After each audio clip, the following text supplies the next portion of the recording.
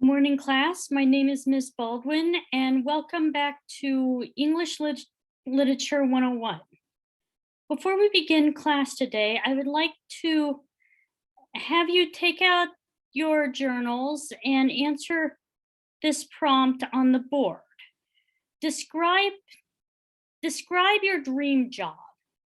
Just any job that you can see yourself doing, and describe what you would want, what you think your ideal working atmosphere would be. Like what would be going on in the background, um, like how noisy or quiet you think it would be. Spend about 2 minutes writing, and um, then wait for further instructions. Okay, 2 minutes are up. Let's see what you've come up with. James, let's start with you. What did you say? Oh, okay. Yes, very, very good idea. Yes, James says that he wants to work in an office environment, like um, in a business environment, like his dad does. I and James, what did you say? How did you say that you wanted your working environment to be like? Yes, you expect that when you work in an office that your coworkers are quietly working at their desks, and no or very minimal talking with each other. Everyone's staying on task. Yes. And someone else, Marcus, how about you? Okay, very, very fun job. Marcus says that he wants to be a football coach for the Seahawks. So when you're a football coach, chances are the environment is loud, boisterous, everyone's cheering on the two teams, or their team, I guess. And now, consider for a second if you're working at an office job, like James mentioned, and your coworkers are all chatting and laughing with each other, and it's all loud and noisy. Um, that would be really annoying, right? Really, you wouldn't be able to get anything done, right? And then let's imagine Marcus's job. If a football coach were to be, or if the atmosphere were to be really quiet, with everyone just whispering to each other, and the coach um, the coach is whispering to the team members to try to get their attention. That would be weird, really awkward, right? You just can't imagine it because it's so strange. Like, it doesn't feel like a sports kind of environment, right? So different jobs have different voice levels or noise levels, whatever name you want to give it. So the same should be true about the classroom. In the classroom, voice levels, noise levels can change depending on the activity, and we'll touch on that in a while. But for, like, in general, classrooms are usually at a 0 to 1 voice level, like this chart that I'll pull up here. Hold on a second. Okay, you see this voice level chart? So,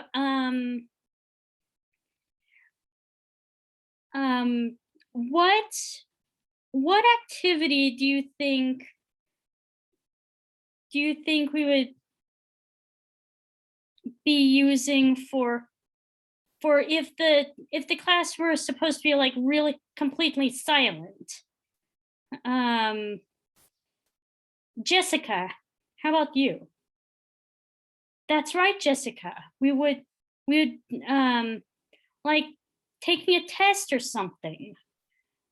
We should be completely silent at all times while taking a test.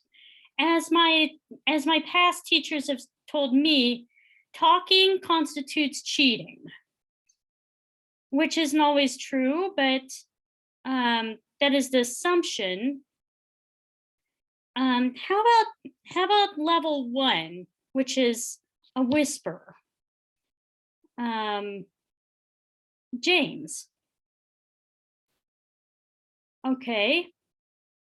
Yeah, whispering would be like if you're doing group work or partner work, you would want to whisper. You would want to be just loud enough to hear, to be heard by your partner or your group members, but no louder than that, because you don't want to distract other groups, right? Okay, so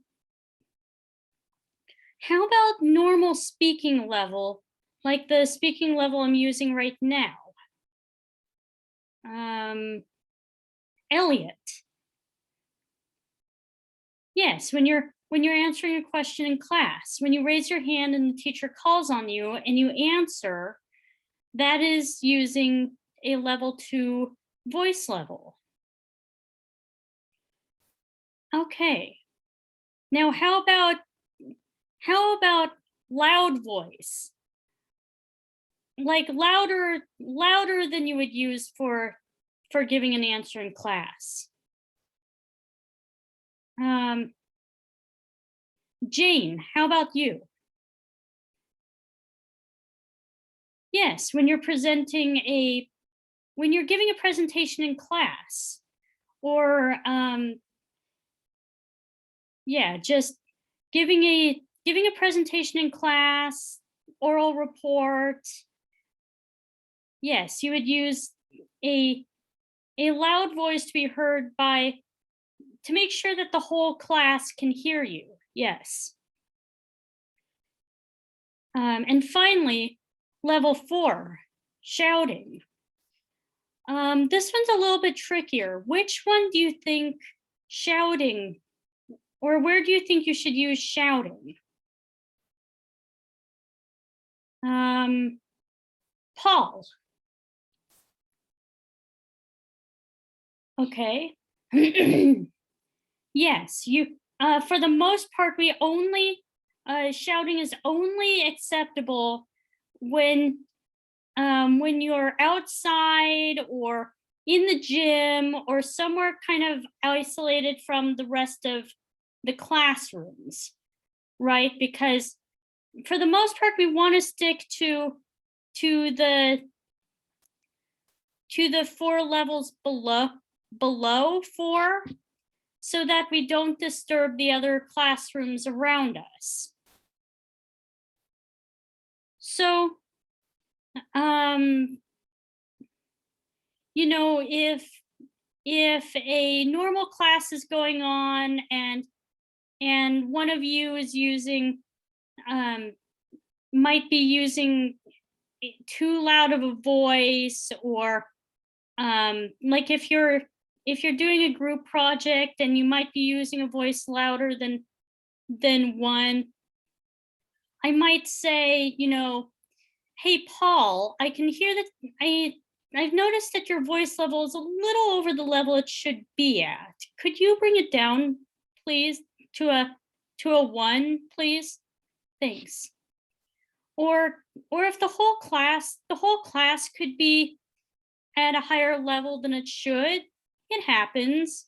But I would just say, you know, hey guys, let's keep the voice level around a 0 or a 1, please, depending on the activity going on. Like, you know, mistakes happen. It's not the end of the world. So yeah, so So thank you, class, for listening so attentively and um, for staying quiet and not talking while I'm talking. I can tell that that learning this really means a lot to you guys. So thank you. On with the lesson.